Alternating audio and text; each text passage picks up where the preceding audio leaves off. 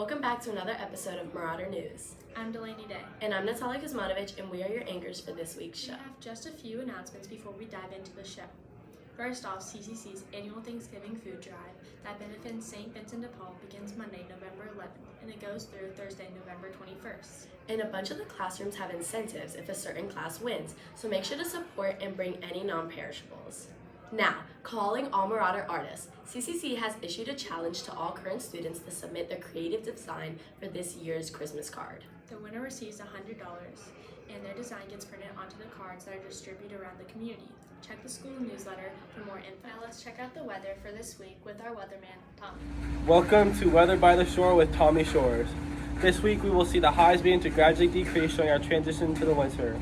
There's also a Category 3 hurricane in the Gulf of Mexico named Rafael. Monday there will be a 40% chance of storms with a high of 84. Tuesday will be partly cloudy with a high of 84. Wednesday will also be partly cloudy with a high of 82. And Thursday and Friday will be sunny with highs of 79 and 73. Speaking of weather, as everyone knows, we were recently hit by 2 hurricanes that shook up our lives and interrupted school.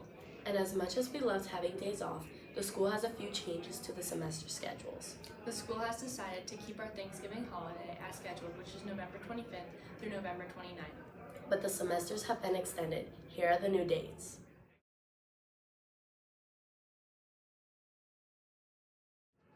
Let's check out what Elizabeth and Courtney have to say about our students. Hi guys, I'm Courtney. And I'm Elizabeth. My grandparents make a huge impact in my life. What about you, Courtney? Yes, definitely.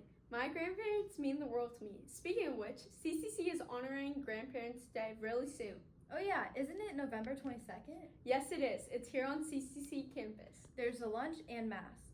I wonder what the students think of Grandparents' Day. Let's go ask sophomore student Aiden Daly of his experience. Hi, what's your name? Aiden, What grade are you in? 10th. What memories did you make during Grandparents' Day, and what was your favorite part? The memories is probably walking around the school to show them what we do every day and our daily routine. Okay, and what was your favorite part? Probably the math. Okay, thank you. You're welcome. Thank you, Aiden. Now let's hear from Miss Pranowski. Hi, who am I here with? Sarah Pranowski, and I am the Assistant Director of Advancement.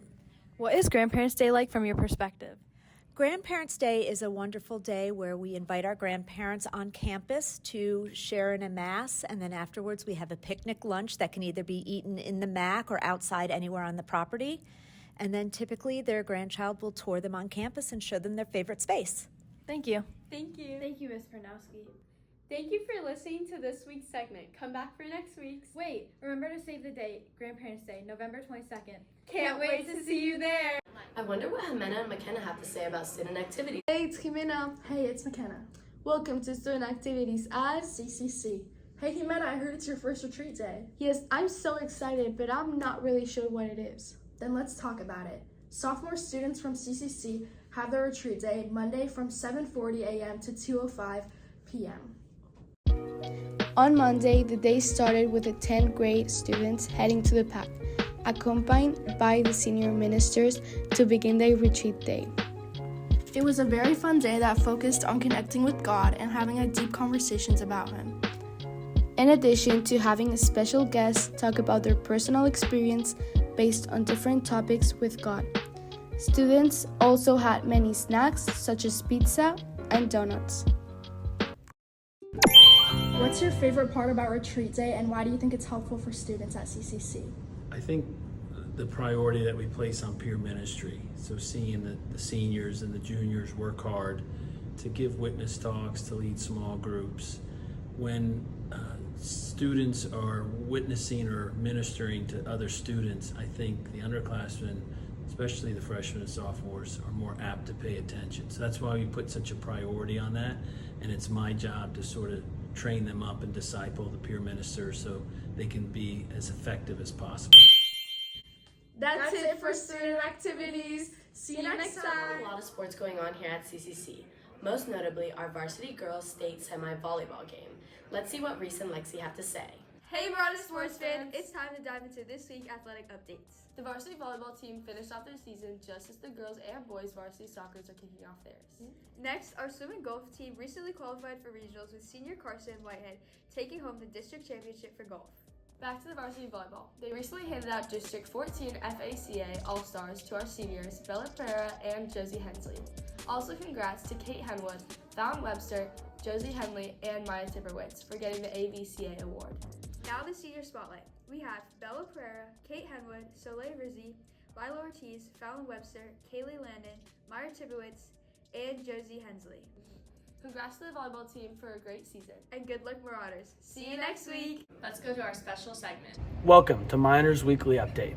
This week in the NFL, we had an action-packed week with crazy plays and new celebrations. The Bucs had an exciting matchup with the undefeated Chiefs. Here's your update. Enjoy. And thank you to everyone who's watched NFL this week. Last week on Thursday Night Football, Jets wide receiver Garrett Wilson caught this beautiful one-handed touchdown catch. Wilson, who has done quite well this season, had 9 receptions on 10 targets for 90 yards and 2 touchdowns. Here's the call from the referee on if it was a touchdown. The left shin hit the ground inbounds before the knee hit out of bounds. It is a touchdown. On Monday Night Football, the Bucs took on the Chiefs. For their first score of the night, Rachaad White runs the ball in for the Bucs touchdown. For their second score of the night, Baker Mayfield throws a nice pass to Cade Otton.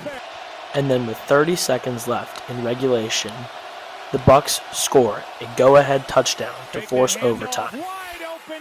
However, in overtime, Kansas City gets the ball and drives 70 yards down the field to the goal line for Kareem Hunt to score the game-winning touchdown. Kansas City moves to 8-0, and the Bucs fall to 5-4. I'm Jack. Thanks for watching. To wrap up the week, let's go to Blaze to see what the calendar has in store for us. To start off the week, we'll be having our own canned food drive to help out St. Vincent de Paul. Moving to Tuesday, there will be an early morning mass before school. On Wednesday, we're going to mix things up in the MAC with some brown rice and teriyaki chicken. Don't forget to bring some donations for Mr. Shannon on Mission Thursday. And to close out the school week, we will be having club meetings during all of homeroom. And now let's get to the good stuff, the weekend. On Saturday, Busch Gardens will be opening its new Christmas town that will run throughout the entire holiday season. So make sure to check that out. And on Sunday, there will be a new market in Tampa, Florida across all of Water Street with 60 plus local vendors. So I would definitely suggest going to that. That's all for this week. I'll see y'all next week. That's all for this week. Bye, CCC.